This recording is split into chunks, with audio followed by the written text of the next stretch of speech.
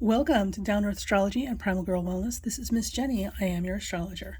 And this quick chart is for the extradition of Bryan Kohberger from Pennsylvania to Idaho. Now, in astrology, it is believed that you can take the time someone leaves a location, and that should give you information about how the journey will unfold or the trip will unfold. This is a little bit different because we're not completely sure where to put Bryan in this chart because while he has volunteered to be extradited, he's still captive of the legal system. So they're kind of requiring him to go, whether he wanted to go or not, he was going to go.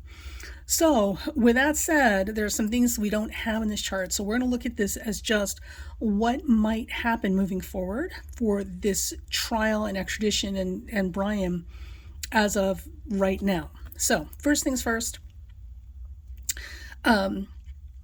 you guys need to know Mercury is retrograde. It will go direct around the 19th, but right now it is retrograde and it has been retrograde the entire time this nonsense with him has started. Mars is also retrograde, and by the way, it's out of bounds, which is where this pitchforks and torches, Frankenstein's villagers, the pitchforks and torches mentality has been coming. Mars out of bounds has had everybody overreacting to things and jumping to conclusions. And with Mars retrograde, it's a whole lot of steps missed and mistakes and all that sort of stuff. Now, Mars will go direct around January 8th. At the time that Mars goes direct, Chiron will move to the nadir, or the Imum Coeli, which represents the end of the matter in this particular case.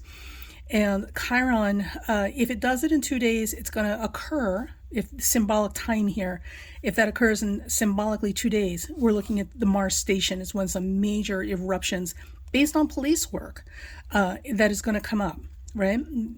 If it's 2 weeks that we're seeing, that would be January 18th, 19th, and that's going to be when Mercury goes direct and unleashes some information. So there is more. This is not played out by a long shot. There's more here. I don't think they have the person they think they want. The moon is conjunct Regal, a very protective, lucky fixed star in the 6th house of detective work.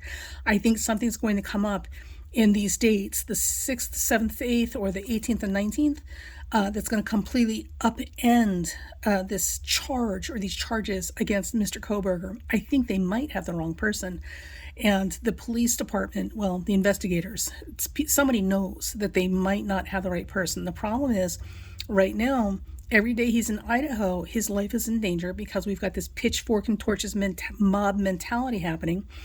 And the other thing is that the bureaucratics involved in this that are pushing to get somebody on the hook for these murders, remember that this was in fact a targeted killing. This type of murder is a revenge motivated murder, right? Unless it's some type of serial killer sort of stuff, which is not the case here.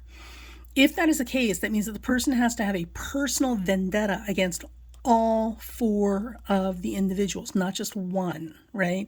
So this Gonsalves, whoever the big rooster man is, be the alpha, this guy I'm so sick of looking at his face, who's been all over the news constantly. He keeps going on and on and on as if his daughter was the only person murdered. I could be wrong. Has anybody heard him ever mention anything about the other families and their kids and, going to bat for them? Because I haven't heard it. All I've ever heard is him beating his chest about his child. There are 4 people dead, not just one, but you never hear them say anything. You never hear him say anything on their behalf. That's concerning. But it's also misleading because now everybody thinks this is all about Kaylee, when the reality is if this is a revenge murder, all 4 of these kids have a direct connection to the person who committed the crime. They've all 4 somehow presented themselves or interacted with the murderer in a way that has made them a target, not just Kaylee. So, we're waiting for the connections to come in. We're waiting for all the information to come out today about what they have based on evidence or whatever. It's not looking good. I mean, it really looks like they're reaching for straws here. So ultimately, based on the extradition chart, it looks like the 8th, 6th, 7th, 8th of this month, which is literally right around the corner, and or the 18th and 19th of this month, we've got some stuff that's going to come to the surface out into public that's going to completely upend this thing. And he may end up walking because innocent or guilty, they've made some mistakes and they have made some missteps, and this is going to come back to bite them.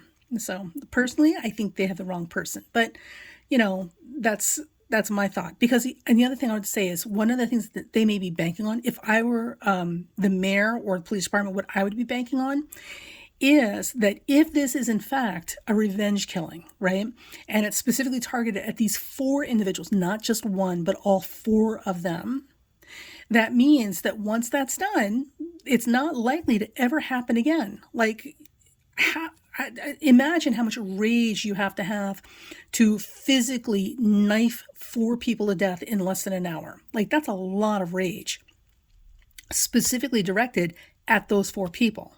The chances of someone being that enraged that they're going to do a revenge killing on anybody else is slim to none. So what's going to happen, if I were the mayor or the police department, one of the things that I would look at is, even if I had the wrong person, it's still a person. And the fact of the matter is, the chances of this happening again are slim to none. So I will at least be able to close this case, look like I've done my job, have all that student money come back to the campus, right? Because remember, this town runs on University of Idaho money, right?